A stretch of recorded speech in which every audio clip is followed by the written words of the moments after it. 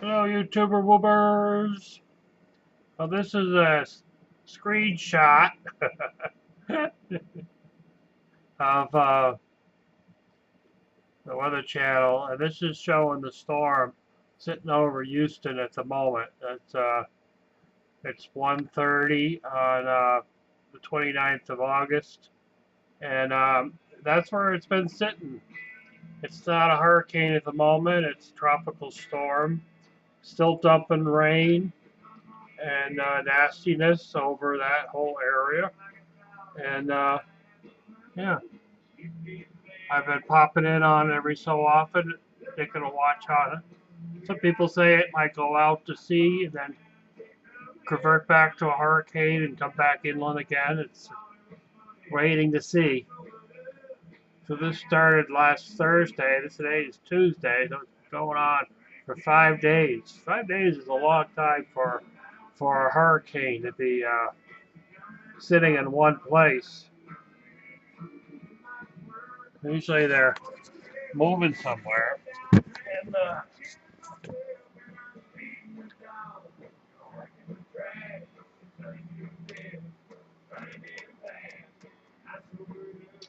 yeah, it's a quirky thing about the weather. The weather is very much tied to the emotions of the beings, the human, the human existence. Weather, water, it's all geared to the emotions. If you're into metaphysics at all and that kind of thing, you know, water is emotions. It's tear, crying, emotions. So, you know, watching the weather and watching what's going on in life, politics. Unfortunately, I have to use the word politics, but you look at how things have been going in the United States lately since the inauguration, and it's been a build up and a build up and a build up to the point where people are being so brutally nasty to each other out in public, and where they really just don't really care about what other people think. And you know exactly what I'm talking about, whether you're from another country looking at, observing and thinking how crazy we are, or you're here in this country thinking how crazy we are, or you're one of those people out there with a sign and you know a club and whatever else. Really has created a huge, angry, emotional divide in the United States, and it is going to give one way or another. And fortunately, I hate to use the word fortunately, but in fortunate circumstances, it would be better for a tropical storm and a hurricane to hit some place that creates some kind of sympathy and unity throughout the United States than to have an actual revolution, have a bombing, having, something of that sort in which, you know, violence is just perpetuated. Because that would be the end result, would be if there was some kind of altercation that caused uh, panic and fear. Well, a hurricane does cause panic and fear. And certainly having an alligator on your front porch is going to cause some panic and fear. But it's not the same as having your neighbor coming at you with a club, or having your neighbor coming at you with so many other things, or just the fact that they're painting racial slurs on your front porch or in front of your house. Those are pretty awful things. When you got nature involved, you can't really blame another person for things that happen in nature. Some might call this the wrath of God. I don't really look at it as being the wrath of God, but some people might. The reality is, this is like an intervention. You know, it's going to bring a lot of people together. They're going to go down there to help clean up Texas. And, you know, wherever this storm goes, if it does go anywhere else, um, I think they had said something about another storm coming up behind it. Um, I was listening to Sean Henry today, and he had a meteorologist on that was talking about how these storms tend to act, which was rather interesting because they was pretty much predicted it on the nose, which is, I guess, when weather goes bad, it's not a good thing to have what meteorologists predicted on the nose. But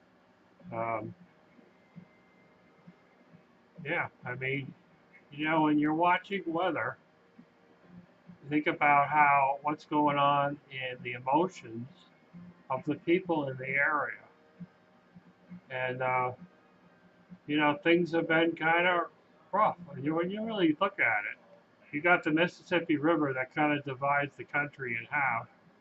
You know, on one side you have this huge, massive storm, and right now, looking at this map, there's a huge storm over New Orleans, spreading its way over to Florida and Georgia, but it's not causing the same kind of damage, only because it wasn't a hurricane in this place. But New Orleans has certainly suffered a certain amount of grief from a hurricane also. Um, and we have a storm coming up the East Coast that's going to be, I noticed it this morning, it was over Washington. So I imagine it'll be coming up to Washington and Philadelphia and New York right now. You know, actually, it's right off of Virginia, Washington, Philadelphia, New York City, and then soon we'll be coming up the rest of the coast. It's kind of a massive amount of storm, but you can see how you can, if you just kind of observe. I'm not saying to go nutsy about it, because obviously you can't do anything about it. You should certainly be well prepared for storms. Now, what do you do if everything rises up, tide rises up, and your house gets flooded out? It's kind of hard to be prepared for that. But on the other hand, if you've stored all your food supplies and your important papers, your toilet paper, and stuff like that, if you've stored them in the plastic buckets, like, you know, my favorite bucket is the Home Depot bucket with the orange lid, because there's a rubber gasket in that lid. So you could pack your food into those buckets and use some of those oxygen absorbers to take some of the air out of the bucket, and you can pack your food in it. Someday maybe I'll do a seminar on it or a YouTube video. But there's a lot of them out there, so you don't even need to have to get me to do one. But you can store in 5-gallon pails. I suggest using the Mylar liner because the orange pails are not food grade, but they're cheap. $3 for a bucket, $3 for a lid. Whereas a food grade bucket may be $5 or $6.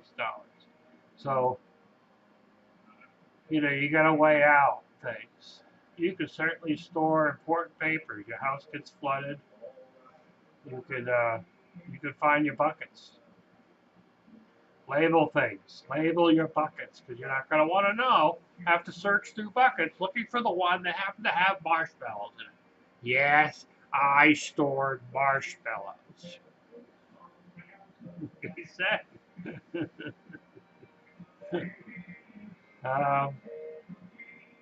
Macaroni, pasta. You know, when things are tough, you could make a soup.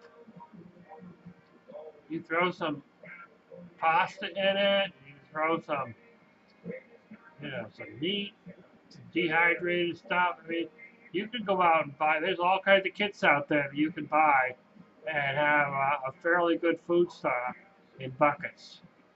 Stash them in a closet. Put them in one of those trailers out in the backyard. Whatever you want to do. Now you stack up a trailer and then you drive to safe zone if you're living in a low area. I'm up around 1,300 feet. Hopefully I won't get flooded up here. But, be prepared. Think about things, what happens if the power goes off. I've been planning on that so that I can do stuff when there's a power failure. Generator,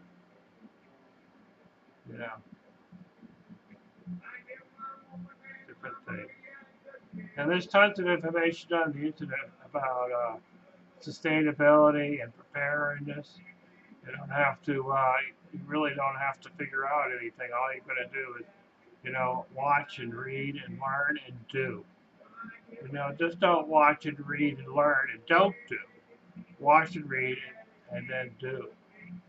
So I'm going to share SOTU's video, which kind of says the same thing I said, just maybe not as graphically as I have, and give it a listen.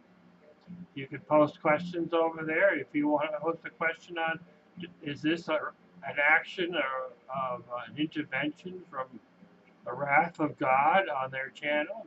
Go ahead. Don't make me do it. Ta-ta.